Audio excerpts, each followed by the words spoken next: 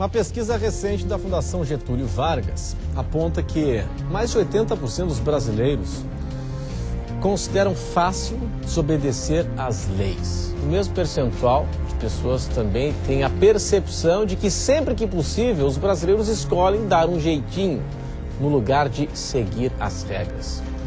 Por que esse comportamento é maioria? Com essa mentalidade é possível termos esperança de que esses casos de corrupção, eles terão fim algum dia, ou pelo menos reduzam? Tivemos aí ontem a ampla operação da Polícia Federal aqui em Florianópolis, ave de rapina, e que aponta aí indícios fortíssimos de corrupção no meio empresarial, no legislativo e no executivo. Esse é o nosso ponto de partida no Conversas Cruzadas desta noite.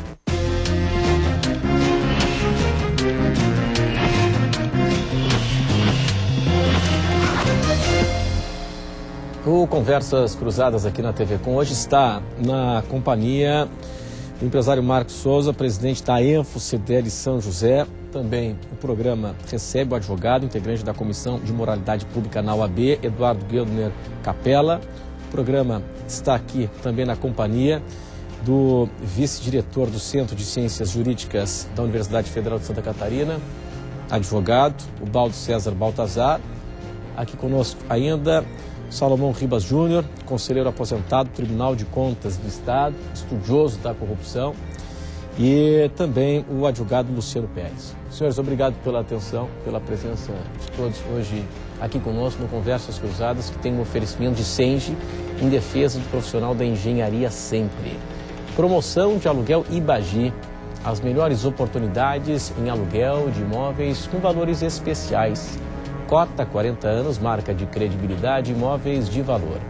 Sebrae Soluções para a sua empresa acontecer. Quevedo Ótica, 25 anos de tradição em Santa Catarina. Queres, Natal Encantado. Compre e concorra a 5 Renault Sandero. Sr. Salomão, queria começar com o senhor, porque hoje até achei interessante, né? Tivemos aquela mega operação ontem, que aqueceu aí a cidade, né? O pessoal ficou assustado e chamou muito a atenção, nem poderia ser diferente, a operação da Polícia Federal. Aí, hoje, tivemos aí uma outra operação aí do GAECO em Lages, um servidor da Prefeitura de Lages, com flagrante, né, de R$165 mil em dinheiro, numa sacola, denúncia de propina da empresa que presta o serviço em água e saneamento no município. E, enfim, uma relação que seria promíscua entre a prestadora de serviço e a prefeitura com a qual há o contrato. Quer dizer, os casos eles vão se sucedendo e amanhã provavelmente iremos ler os jornais e teremos casos e mais casos e por aí vai. Esse ciclo, o senhor permanece que ele está estável, eles estão mais expostos, a corrupção sempre esteve no mesmo nível, está maior agora. Qual é a percepção do senhor? Boa noite. Boa noite. Boa noite aos caríssimos participantes desse programa, em especial os telespectadores que nos acompanham. Eu, pessoalmente, acredito que o volume global de dinheiro desviado da corrupção, ele tem crescido. Por que ele tem crescido? Porque também tem crescido o acúmulo de dinheiro nas mãos do governo. Então, se eu tinha, hipoteticamente, 10% sobre uma arrecadação de 24% do PIB, que era a arrecadação em 1988 e que cresceu a 36% do PIB, mais 4% de conta que o governo não paga, dá 40% do PIB, tudo na mão do governo. É evidente que esse 10% agora tem outro significado. Então, ela realmente, em volume global, eu acredito que ela cresceu. Agora, é muito difícil você ter uma visão de uma única área do conhecimento humano para definir o fenômeno e criar os mecanismos para combatê-lo. Todos conhecem a velha história da crônica de Fernando Sabino, que revela um problema cultural quando o cidadão chegou no balcão de um armazém, de um estabelecimento, e pediu lá que se resolvesse alguma coisa. E o sujeito informou para ele, olha, não dá porque tem uma lei que proíbe. Diz, que lei é essa? A lei número tal. Disse, não, essa lei não pegou. Então, o Brasil é o país onde algumas leis pegam e outras não pegam. Então, isso é um problema cultural. Então, se você perguntar quais são as causas da corrupção, eu falei no crescimento pelo volume de dinheiro nas mãos do governo. Mas quais são as causas? Se você perguntar para um economista, ele vai te dizer, não, causa básica, excesso de burocracia, administração de preços e falta de desincentivo para a prática dos atos corretos. Quer dizer, o sujeito é incentivado, não é, a praticar o ato correto pelo excesso de burocracia que ele tem que resolver os seus problemas. Se você perguntar a mesma coisa para um sociólogo, ele vai interpretar de outra maneira. Ele vai mostrar que é um problema cultural que está muito vinculado à visão da opinião pública sobre o que é ou não um ato de corrupção, o que é ou não o descumprimento da lei. Heidheimer, na década de 70, fez uma definição que eu tenho repetido, que é muito precisa. Ele diz que a corrupção tem 3 nuances básicas. A chamada corrupção, que ele chama de negra, é onde você encontra uma perfeita sintonia entre o que a lei diz e o que a comunidade pensa. Aí você pode procurar que você vai encontrar diversos crimes tipificados como crime e que a comunidade repudia no mesmo grau de intensidade. A outra nuance é a chamada corrupção branca. Na branca, você tem uma decisão do legislador tipificando um determinado crime e a sociedade acha que aquilo não é crime.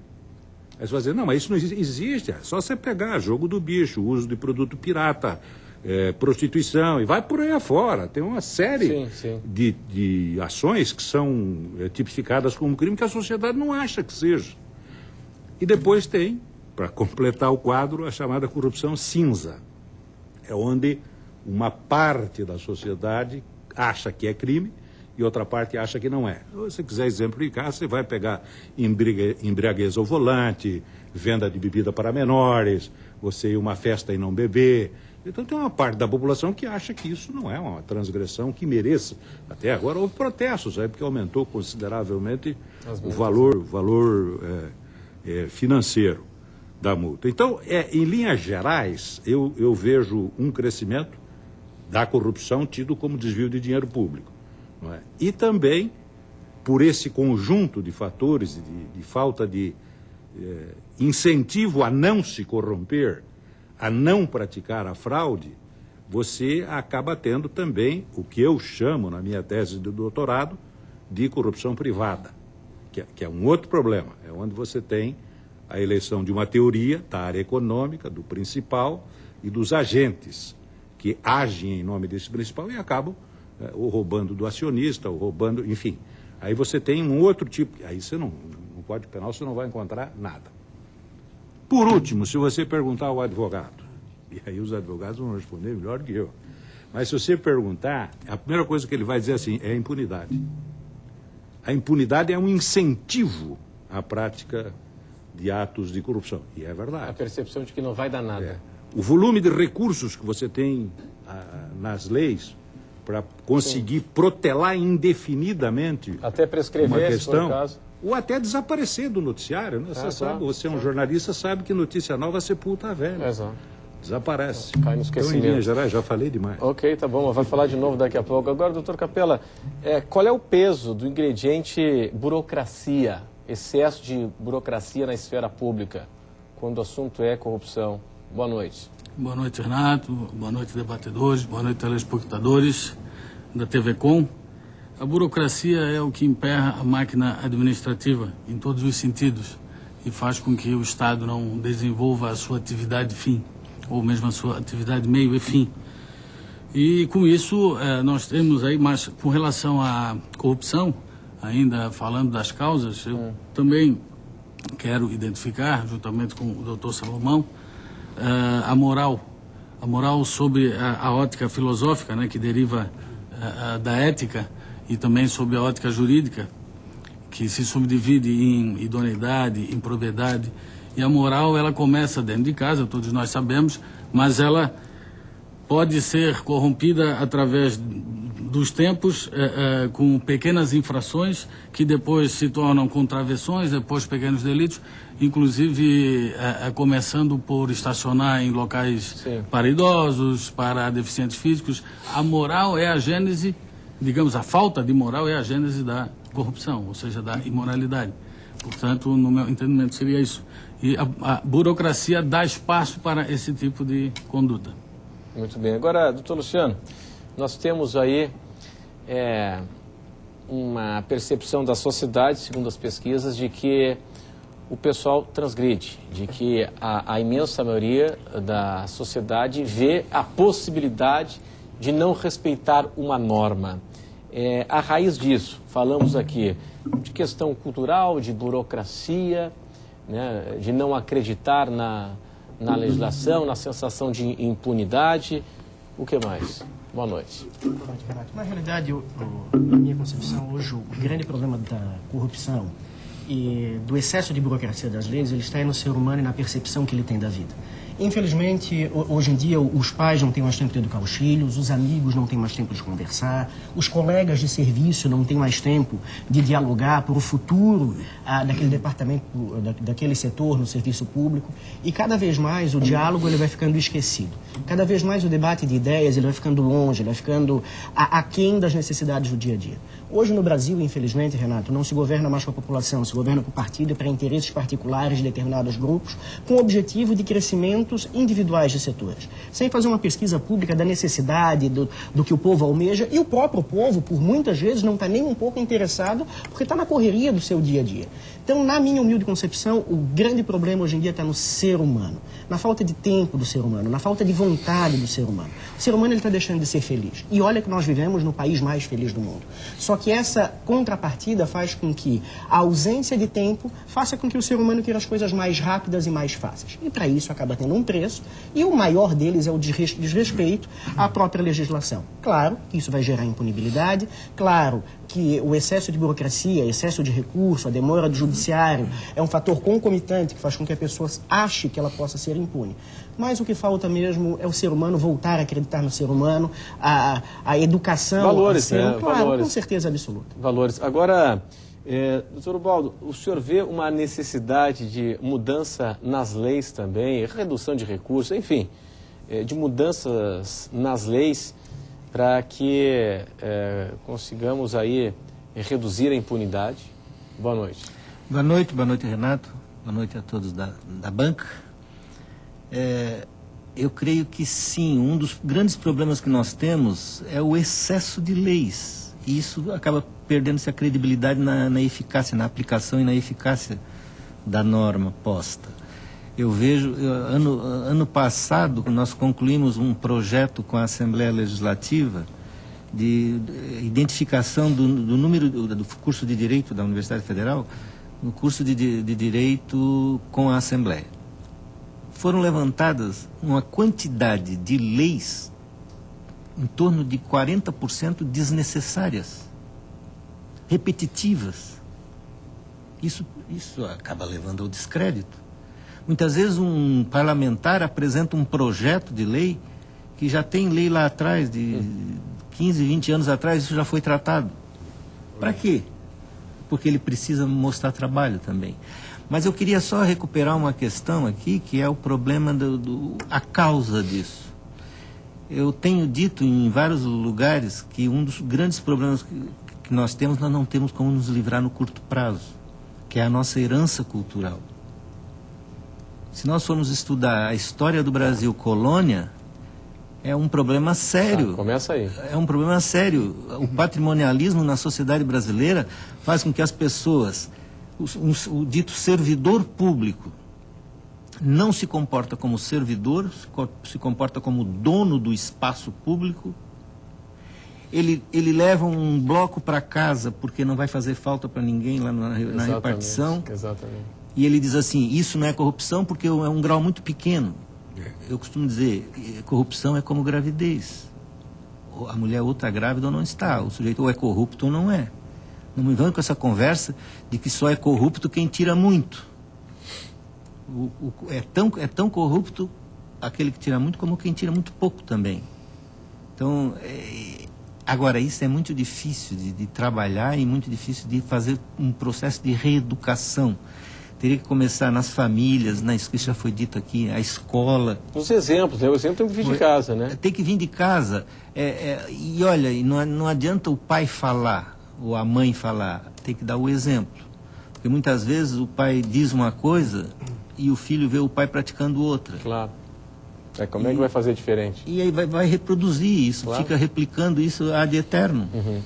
Nós não vamos acabar nunca. Então, é um problema cultural, é uma herança colonial. Eu não gostaria de usar a expressão, mas lusitana. Sem dúvida, mas o fato é que é mesmo. Eu disse isso 2 semanas atrás em Lisboa e quase me lincharam. Não, mas a verdade é que a formação do Estado brasileiro, o Estado serviu desde o início da sua formação para servir a ele mesmo, né? A Constituição dele é para servir a ele mesmo e os mais chegados, nunca para servir ao povo, né? Aos amigos do rei. Aos amigos do rei. Perfeito, É isso. Agora, eu não quero aqui apontar um único responsável, enfim, né? A questão ela é extremamente complexa, multifatorial. Agora, presidente Marcos Souza, o empresário, em linhas gerais, ele é mais vítima do sistema? Boa noite, ou não? Renato. Boa noite. Boa noite a todos, em especial aos nossos telespectadores da TV Com. Eu concordo com tudo que foi dito até agora. Problema cultural, problema do excesso de burocracia. Mas muitas mazelas que nós vivemos hoje, e saindo um pouco da questão da corrupção, se nós formos falar da questão da segurança pública, se nós formos falar da questão da educação, tudo passa pela falta do cumprimento do Estado dos seus deveres mais básicos, entre eles a educação. Quanto à classe empresarial ser ou não vítima do processo, também é um processo que já foi dito aqui, cultural. Como nós temos excelentes empresários, excelentes empresas, nós temos também empresários que participam do processo. Para que haja corruptor, para a corrupção tem que ter o corruptor, né? Mas a sensação de impunidade, eu acho que ainda é uma questão que impera e que incentiva muito o ato de corrupção. E já foi dito aqui também, mas eu gostaria de reforçar isso, que isso é importante. É a mesma coisa que o ladrão. O ladrão, não interessa se ele roubou 1 milhão ou se ele roubou R$1. Ele é ladrão. É bandido. Ponto. E isso é um ciclo vicioso. Porque o cidadão, ele burla um processo pequeno, nada acontece. Ele aumenta. E ele vai infringindo. E ninguém tem um amigo corrupto, ninguém tem um amigo ladrão, ninguém conhece alguém próximo assim, ninguém quer, pelo menos. Né? Nas próprias atitudes do dia a dia, se você vê alguém parado em fila dupla e ele está lhe atrapalhando, você vai reclamar. Pô, mas que absurdo. Mas se você estiver parado e alguém reclamar, eu vou dizer, não, eu estou aqui porque eu tenho um motivo justo. Eu só estou esperando minha filha, que eu não sei o que e tal. Então, o processo de corrupção é falta de educação aliado a uma herança cultural, não tenho a menor dúvida disso. Agora, a sensação efetiva de impunidade, nós não temos hoje no Brasil uma estrutura capaz de combater a corrupção na sua integridade. Já visto o que aconteceu agora recentemente, que é a Operação Ave de Rapina, os senhores imaginam que não pode ter em outros processos. Claro. A Prefeitura de Florianópolis, de qualquer outra prefeitura espalhada pelo país. O processo de corrupção... É só botar uma lupa que a coisa começa a aparecer. Ela é muito ampla. É só querer investigar e querer descobrir. É possível recuperar? Vamos levar algumas gerações para fazer isso. Porque você não muda uma cultura da noite para o dia. Você não muda, para concluir o raciocínio, Renato, você não muda uma cultura com uma política como o governo federal tentou colocar agora, com um Pronatec. Não, o que eu não fiz de educação eu vou fazer num curso de 3 meses. Não muda a realidade. Isso vai levar alguns anos para a gente reverter. Agora, senhores, eu preciso chamar um intervalo comercial e eu queria propor o seguinte assunto em instantes, que é o seguinte: os nossos mecanismos de controle, os órgãos de fiscalização. Ok, está tudo bem? Ou é preciso avançar? ou como disse o colega do senhor também, o doutor Jorge Dausch, né, da Comissão de Moralidade Pública, né, na OAB, ontem esteve aqui no programa, e disse o seguinte: olha, nós precisamos fiscalizar os órgãos de controle, mas essa fiscalização ela tem que partir de baixo para cima, da sociedade, cobrança por parte da sociedade. Nós vamos para o intervalo e até já.